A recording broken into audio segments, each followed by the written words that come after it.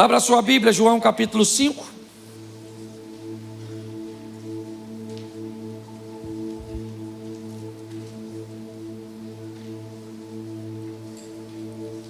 João capítulo 5, a partir do verso de número 1. Bom, e para você que nos acompanha pela internet, ok? Esse anúncio também é para você. Faça a sua inscrição, participe conosco. Você também é um membro do Projeto Recomeçar. João capítulo 5, verso 1 diz assim: Depois disso havia uma festa entre os judeus, e Jesus subiu a Jerusalém. Ora, em Jerusalém, próximo à porta das ovelhas, há um tanque, chamado em hebreu Betesda, o qual tem 5 alpendres. Nestes jazia grandes multidões de enfermos, cegos, mancos, ressecados, esperando o movimento da água. Porquanto um anjo descia em certo tempo ao tanque e agitava a água, e o primeiro que ali descia, depois do movimento da água, sarava de qualquer enfermidade que tivesse. Estava ali um homem que havia 38 anos se achava enfermo. Jesus, vendo este deitado e sabendo que estava nesse estado havia muito tempo, disse-lhe: Queres ficar são? O enfermo respondeu: Senhor, não tenho homem algum que quando a água é agitada me ponha no tanque, mas quando eu vou, desce outro antes de mim. E disse-lhe Jesus: Levanta, toma o teu leito e anda. Logo aquele homem ficou são e tomou seu leito e andava. E aquele dia era sábado. Então os judeus disseram àquele que havia sido curado: É sábado, não te é lícito levar o leito. Ele respondeu-lhes: Aquele que me curou, ele próprio disse: Toma o teu leito e anda. Perguntaram-lhe, pois: Quem é o homem que te disse: Toma o leito e anda? E o que fora curado não sabia quem era, porque Jesus se havia retirado, em razão de naquele lugar haver uma grande multidão. Depois Jesus encontrou no templo e disse: Eis que já estás são, não peques mais, para que não te suceda alguma coisa pior. E aquele homem foi e anunciou aos judeus que era Jesus que o curara. Feche os seus olhos. Senhor nosso Deus e Pai, em nome de Jesus, continua falando conosco. Usa-me como um canal de bênção nesta hora, pelo poder do nome de Jesus. Amém. Glória a Deus. Amém. A primeira coisa que eu quero chamar a sua atenção de uma forma breve é os dois momentos ou as duas situações que estão acontecendo dentro dos muros de Jerusalém. O texto diz que havia uma festa e que pessoas estavam se deslocando para Jerusalém para comemorar, para se divertir, para celebrar. Havia um grupo de pessoas focados que estavam ali com um propósito de adoração, de diversão. É verdade. Mas o texto diz que dentro dos muros tinha um grupo que não estava ali para se confraternizar, não estava ali para se divertir, não estava ali para festejar. O texto diz que próximo à porta das ovelhas havia tanques, e esses tanques estavam cercados de doentes, de enfermos. Preste atenção que dentro de Jerusalém nós estamos vendo um ambiente onde pessoas estão se divertindo, festejando, se alegrando, comemorando, sacrificando, ofertando, e do outro lado pessoas estão doentes, paralisadas, ressecadas. No mesmo ambiente nós observamos essas duas disparidades. Isso é muito interessante, porque mostra que no momento cujo qual nós estamos nos alegrando e festejando, tem outras pessoas sofrendo, porque isso faz parte da vida, é algo perfeitamente comum. Talvez hoje você esteja sentado com a vida toda ajustada, com o casamento todo bem fundamentado, do lado de alguém que está à margem de um divórcio, de uma crise. Por que é que a vida aproxima pessoas com realidades tão distintas? Por que é que nós não podemos ter um ambiente onde todos estejam com a vida regularizada e todos com a vida desregularizada? Me parece que aproximar os opostos nos pode trazer o entendimento de que num momento onde eu estou bem, eu posso socorrer alguém em oração, oferecer um abraço, um nível de atenção, respeito pela dor do outro. Se aproximar de alguém que não está bem, também pode fazer daquele que está um entendimento de que a vida não é só de momentos bons, em que hoje alguém está sozinho e que amanhã eu posso estar. Hoje alguém está doente e amanhã eu posso estar. Hoje alguém está desempregado, mas amanhã eu posso estar. Hoje alguém pode estar envolvido em pecado e amanhã eu posso estar. Quando eu olho para esses dois ambientes, eu me pergunto por que é que Jesus vai se deslocar e vai permitir que a história seja narrada exatamente no ambiente de dor. Por que nós não vemos nesta passagem Jesus chegando em Jerusalém simplesmente na festa? Eu não estou dizendo que ele não foi, eu estou dizendo que o registro não caminhou para lá. O texto diz que quando Jesus vai entrar, ele entra pela porta das ovelhas. Talvez dava até para fazer um paralelo por ele ser o cordeiro e entrar pelas portas onde entravam as ovelhas do sacrifício. Por isso a porta se chamava Porta das Ovelhas. Mas o que eu quero que você entenda é que ele entra exatamente não pelo local de festa, mas pelo local de dor. Ele entra pelo local onde estão os necessitados, aqueles que precisam de uma intervenção. E quando ele passa por ali, havia muita gente, é verdade, mas um homem em particular chama a sua atenção. Ele vai canalizar a sua atenção a um paralítico que está deitado numa maca, que provavelmente era trazido todos os dias, ou na maioria das vezes, por alguns familiares ou amigos, que apesar de não poder acompanhar ele o tempo inteiro, colocavam ele a uma distância cuja qual ele poderia se aproximar da água, ou poderia encontrar alguém que o ajudasse. É muito importante nós olharmos para este homem. Por quê? Porque a Bíblia diz que ele está assim há 38 anos, e 38 anos não foram suficientes para dizer para ele que ele não iria alcançar.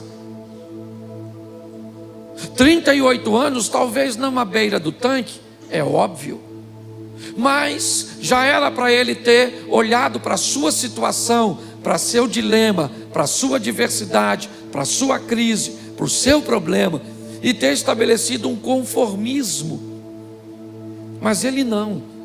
Apesar de todos os desafios, de todas as limitações, ele quer estar perto de onde as coisas estão acontecendo.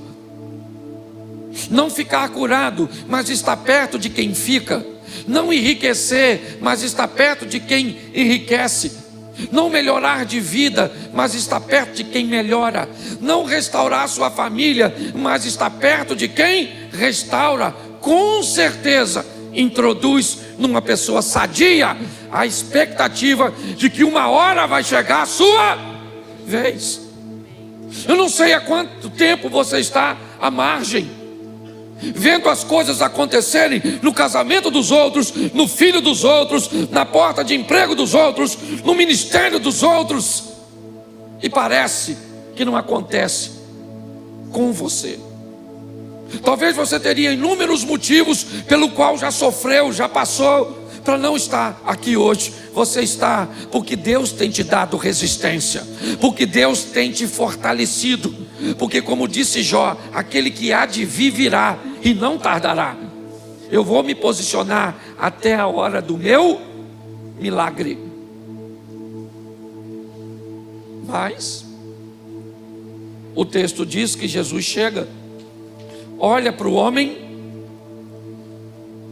e procura saber. Eu gosto do verso 6, porque ele diz assim: e Jesus, vendo este deitado e sabendo que estava nesse estado havia muito tempo, sabendo como? Como é que Jesus sabia que ele estava há 38 anos enfermo, doente, paralisado? Preste atenção. Será que Jesus usou a sua onisciência como Deus? Provavelmente não. Provavelmente Jesus procurou saber a história daquela pessoa. A história dele interessou a Jesus. Jesus busca saber o que aconteceu, há quanto tempo aconteceu, provavelmente como aconteceu. Deixa eu falar uma coisa para você. Nós vivemos, principalmente hoje, num momento onde a maioria das pessoas não estão nem aí para o que você está vivendo. Nós entramos hoje numa esfera de relacionamento que você entra num elevador, num prédio de classe média alta, isso costuma acontecer um pouquinho mais para cima, ou num elevador de um hotel, e que se você virar para a pessoa após a sua entrada e disser bom dia, este olha como quem diz: como você ousa falar comigo, mero mortal?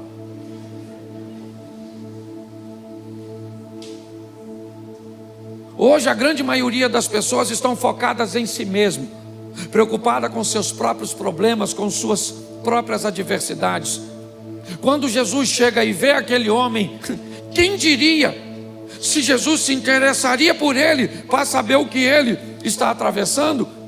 Pois é. Eu queria dizer algo para você. Eu não sei se sua família, eu não sei se as pessoas estão ao seu redor, estão se preocupando, quer saber o que está acontecendo com você, ou não estão nem aí. Você precisa entender uma coisa: o Senhor Jesus está preocupado com aquilo que está acontecendo com você. Jesus está interessado em fazer uma mudança na sua vida, na sua história.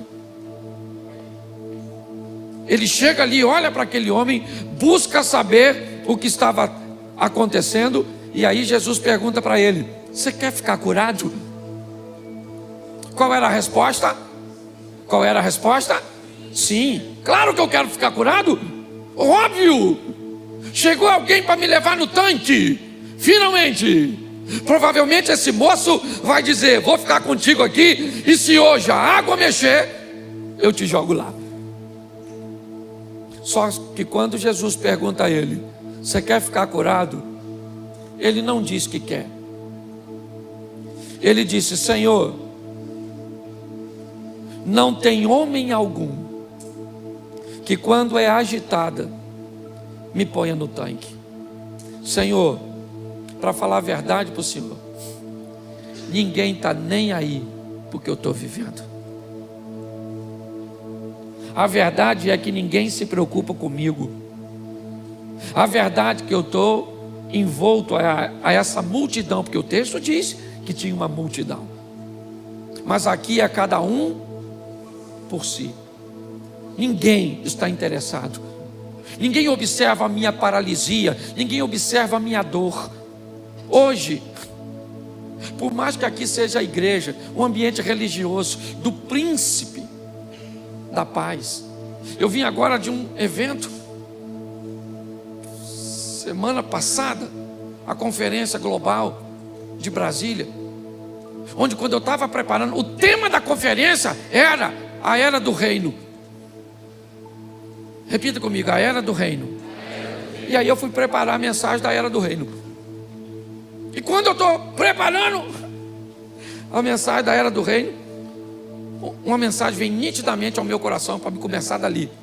E a frase era, a era do gelo, o desenho. Eu falei, não é possível. Cláudio, você está sem espiritualidade. O que tem a era do gelo com a era do reino? E aí eu comecei a entender que a era do gelo tinha gelo. Pisava no gelo, olhava para o gelo, via o gelo, sentia o gelo. E a era do reino, você sente o reino está nas famílias, o reino está na política, o reino está na igreja, o reino está em todo lugar. Por quê? Porque o reino trouxe amor. O inocente sobe na cruz para morrer pelos culpados. E hoje, quando nós olhamos muitas vezes o nosso comportamento dentro do ambiente do amor, ainda temos a insensibilidade de olhar cada um por si. O que mais machuca esse homem não é uma perna atrofiada. O que mais machuca esse homem é a indiferença das pessoas que podem fazer alguma coisa por ele e não faz. Mas eu queria dizer uma coisa para você: se pessoas são indiferentes à sua dor, à sua crise, ao seu problema, saiba que Jesus não é. Apesar de não receber a resposta que queria, apesar de ver o homem falar de suas dores, de suas crises, o verso 8, Jesus olha para ele e diz: levanta, toma o teu leito e anda. Eu não sei como a mente deste homem recebeu essa informação. Como assim? Levanta, depois de 38 anos sem levantar, depois de ter convivido com inúmeras pessoas, que algumas, mesmo que pudesse fazer por ele isso, não podiam, e outras que podiam fazer por ele coisas muito menores, mas que não deixariam de ser expressivas, viram sua situação e viraram as costas, como a história do bom samaritano. Jesus olha para ele e diz: pega a tua cama, bota nas costas e vai para a tua casa, toma o teu leito e anda. Ele pega o leito e bota nas costas. Seu propósito é ir para casa, e me parece que essa era a orientação de Jesus quando curava alguém. É a segunda vez que ele fala isso para um paralítico: pega e vai para casa, leva a cama para casa, leva a cama para casa. Mas por que eu devo levar a cama para casa? Por que eu devo levar o leito para onde eu vivo? Porque o dia que eu andar por lá, virar cambalhota e achar que eu sou alguém, eu olho para o leito e me lembro de onde eu estava e de quem eu era, e de quem me tirou de lá e quem me fez andar. Quando nós olhamos para isso, o que nós estamos vendo é Jesus mudando a história deste homem, que pega a cama nas costas e vai feliz da vida. Mas antes de chegar em casa, ele encontra uns crentes na rua, umas pessoas bem espirituais, que de longe começam a olhar e achar estranho um homem carregando uma maca. Eram religiosos.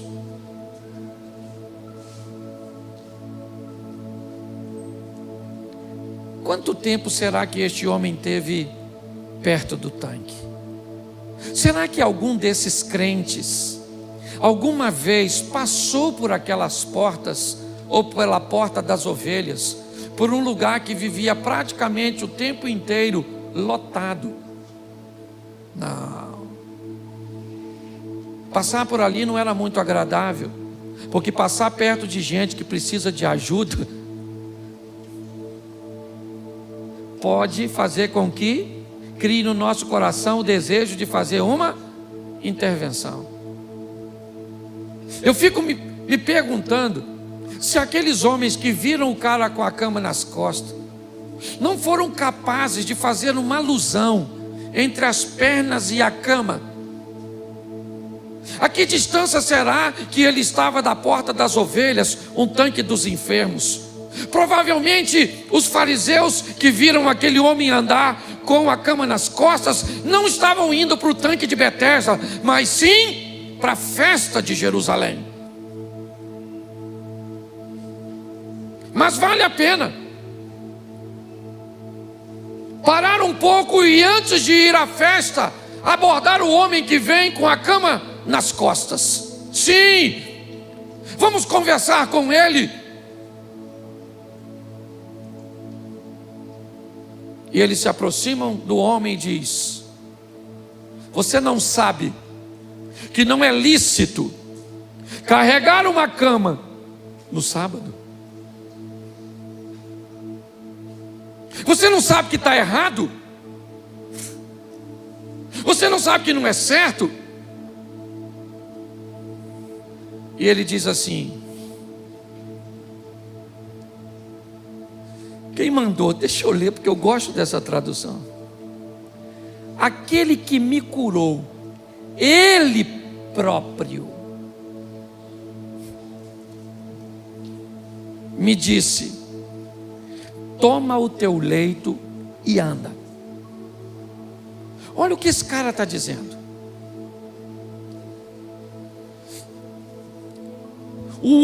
Eu sei que ele sabia. Você vê que ele nem responde. Fazia parte da cultura, do ensinamento. Ele estava inserido num ambiente cujo qual ele sabia que, segundo os ensinamentos de Moisés, ele não deveria estar carregando ou estabelecendo aquela atividade. Porém, ele diz: eu só estou carregando essa cama porque quem me mandou carregar a cama é alguém que fez um milagre na minha vida. E se alguém fez um milagre na minha vida, que me fez andar, esse alguém tem que ser vindo de Deus. E se ele fez isso, é maior que Moisés. Então eu vou obedecer a ele. O que me estranha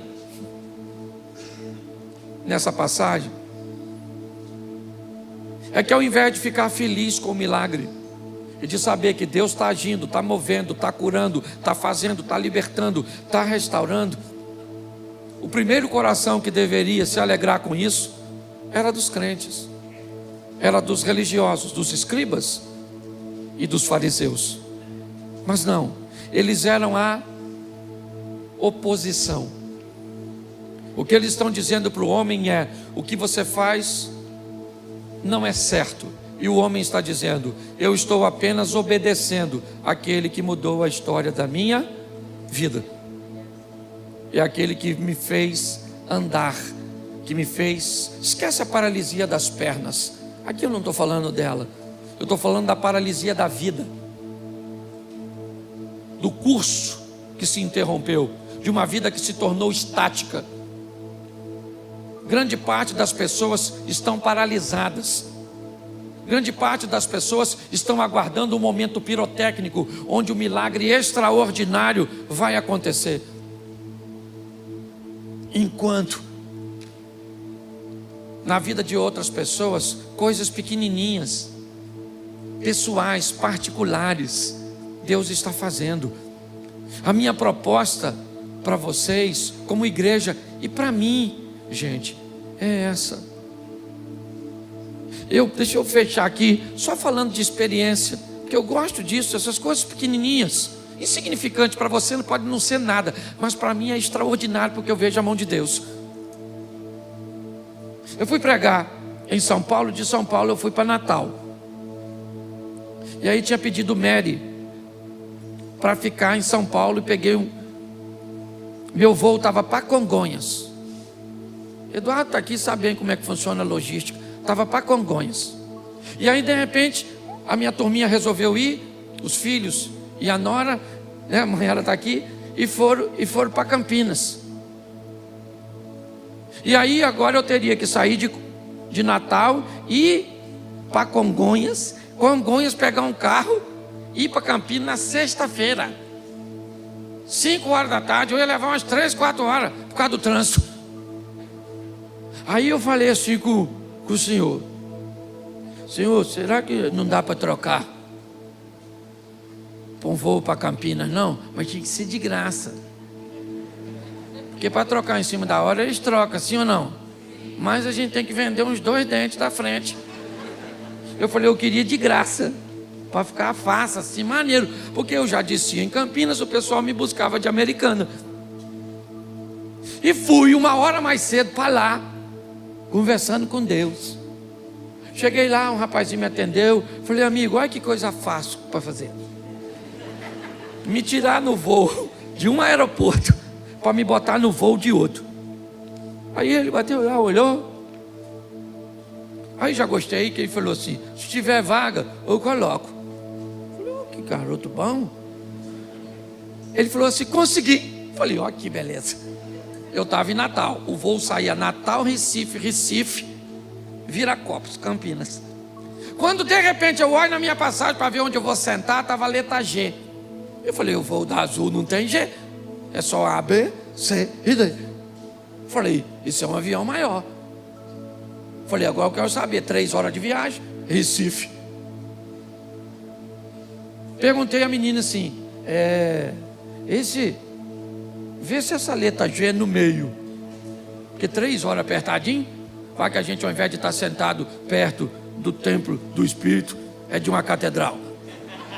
Aí eu ia ficar apertado, certo? Aí eu falei, a menina falou, não, o senhor está naquela que tem 4 cadeiras, porque esse é um avião internacional, e